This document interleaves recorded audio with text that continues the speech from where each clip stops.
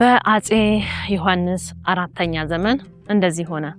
ይሄ ከጀርባዬ የምትመለከቱት ተራራ በደቡብ ወሎ ውስጥ የሚገኝ ማለት ነውና አፄ ዮሐንስ አራተኛ የኢትዮጵያ ንጉሠ ነገሥት እያሉ ንጉስ ምኒልክ የሸዋ ንጉስ ነበሩ። እንደዚሁም ደግሞ ንጉስ ተክለ ሃይማኖት የጎጃም ንጉስ ነበሩ።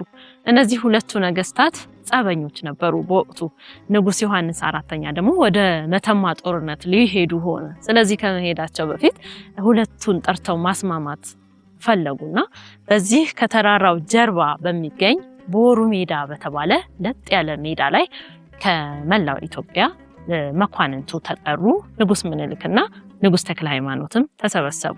ታዲያ ዮሐንስ አራተኛ ንጉሠ ነገሥት ዘኢትዮጵያ እዚህ ከጀርባዬ የምትመለከቱት ተራራ ላይ ጊዜያዊ ቤተ መንግስታቸውን ሰርተው ነበረ።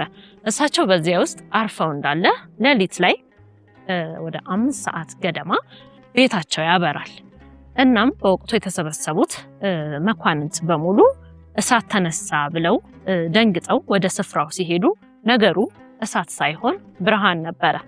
አፄ ዮሐንስም ይሄንን ነገር ሲመለከቱ ይሄ ነገር እኔን አይገባኝም፣ እንደኔ ላለ ሰው እንዴት ቤተ መንግስቴ ውስጥ እንግዲህ የእግዚአብሔር ብርሃን ሊታይ ይቻለ፣ ስለዚህ ይሄንን ስፍራ ቤተክርስቲያን ማድረግ አለብኝ ብለው አሰቡና በዚያ ቦታ ላይ ታቦት እንዲተከል አደረጉ።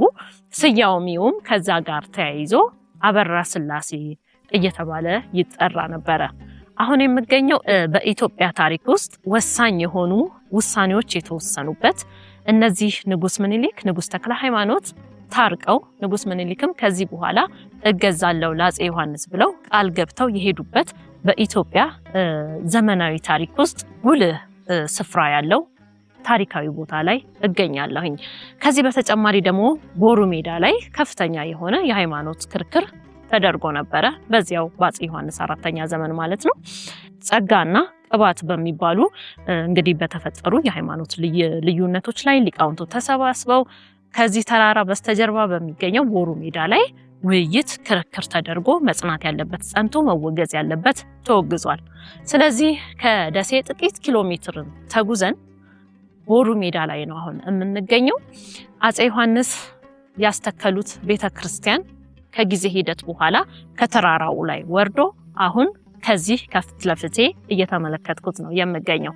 ይሄ ቦታ እጅግ ታሪካዊ ቦታ ነው። እንደገና ደግሞ ቦሩ ሜዳ ስላሴ ሲነሳ መምህር አካለ ወልድ አብረው ይነሳሉ። እነዚህ የአንድ ሳንቲም ሁለት ገጽታ ናቸው።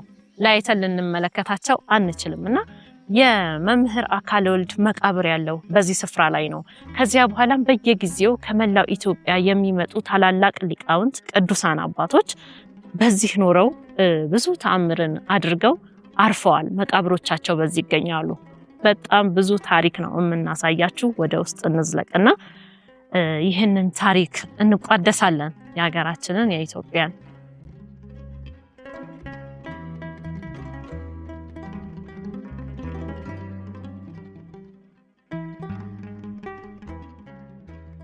በጣም የሚገርማችሁ ነገር ጸጥታውን ያለውን ሰላም በቃል ልነግራችሁ አልችልም።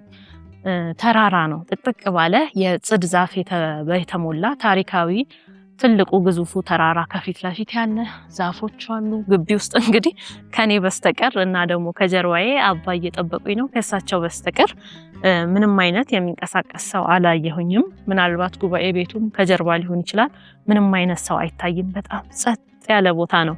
እንግዲህ ይህንን ስፍራ አፄ ዮሐንስ አራተኛ ረግጠውታል፣ አፄ ምኒልክ ረግጠውታል፣ እነ ንጉስ ተክለ ሃይማኖት ረግጠውታል። እንደዚሁም ደግሞ ከቤተ ክርስቲያናችን ታሪክ እነ መምህር አካለ ወልድ በዚህ ቦታ ተመላልሰው ጉባኤ ቤታቸውን መስርተው ፋሽስት ኢጣሊያ ወደ ሀገራችን በመጣ ጊዜ ራሳቸውን አሳልፈው የሰጡት ሰማዕቱ ቅዱስ ጴጥሮስ በወጣትነታቸው ዘመን በዚህ ቦታ ላይ ተምረዋልና እነሱ በተመላለሱበት እነሱ በኖሩበት ቦታ ላይ መቆም በራሱ ከቦታው ሁኔታ ጋር ተዳምሮ የሚሰጠው ስሜት እጅግ ልዩ ነው።